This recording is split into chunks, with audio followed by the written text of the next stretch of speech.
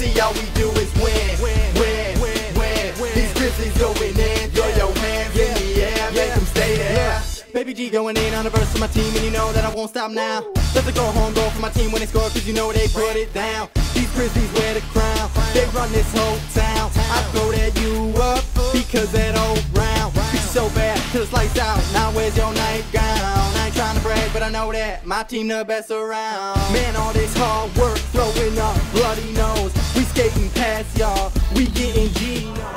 Welcome to OaklandHockey.org. I'm Carl Arndt, joined by Corey Haygood. We're discussing the team's goaltending for the 2010-2011 season. First up is number 1, Alex Bakunis. The horse.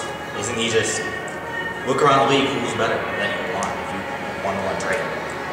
Can't think of anybody. I mean, he is a guy that has rebounded tremendously in the conference tournament when there might have been some doubters who started keeping up about Hicks. I wasn't one of them, but certainly we know Hicks doesn't have 2 bad games in a row.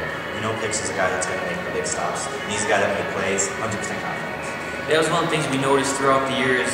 When he had a bad game where he happened to get pulled from a game because the team support wasn't there, he always bounced back the next game and played well enough for the team to try to pull out the W, especially in some of the bigger games. And as you said, over the tournament, he went 3-0, goals against under 2 with a shutout of the championship was a pretty heroic stat there. Big stops too.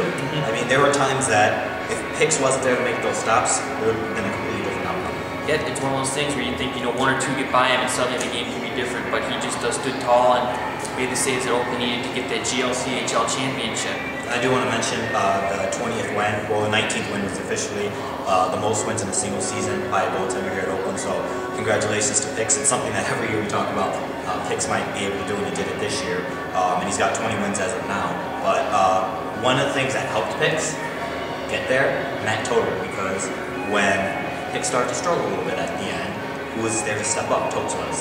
And he gave Hicks a little bit of time off too, so that was good. And that worked with Totes. Yeah, Toder filled in admirably for the Grizzlies. He had a 3-2 record, but he appeared in 8 games, which was a good. He filled in relief a few times, and he was able to spell Bakunis throughout the season whenever he needed a break or whenever the team needed a lift. And the goaltending Toder was there to provide it. And what's key is Toder struggled at first this season, and it made you wonder what happened to Matt Toder last year, and boom, he turned it on. Absolutely. And he's back to where he was last year, so there's no issues there with Bakunis or Toder. I think that any other team in the league would want that 1-2 punch in that, because you know it's there, you know it's going to be good, you know they're going to make the stops. If the defenseman needs to be bailed out, Hicks is going to be there to make that stop, so that's always awesome to have. And one thing that stands out is the actual the glove save that Bakunis made in that championship game of the GLCHL. I believe it was on a Spencer Bottomwell of Adrian. It was just a phenomenal save where he's coming down the wing and Hicks got his glove on it, and just one of those things in a 2-0 game. You don't know how that could be different.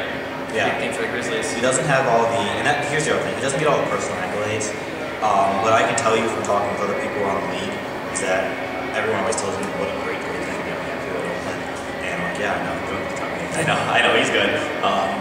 Even though, he might not be talked about as the best goalie in the nation, it's just that teams that don't know about him don't mention him in that subject. But when teams play against him, ask any team, yeah, they know if Hicks is on his game, he can steal a game. To talk about the NHL, a goalie can still steal a playoff series. If the national tournament was a 7-game series, Hicks could steal a 7-game series, he could steal a game. Yep, and that's what you want from your goalie big time. And it was interesting to see when they presented the GLCHL awards, Bakunis was not named to the first or second team as Davenport and Adrian received the awards in that there, yeah. which could be well deserved.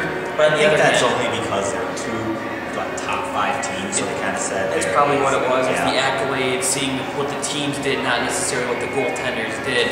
And that's probably why Bakunis wasn't named, but at the end of the day, Bakunis went 3-0 in that tournament and brought home the most important trophy is what Bakunis was able to bring home.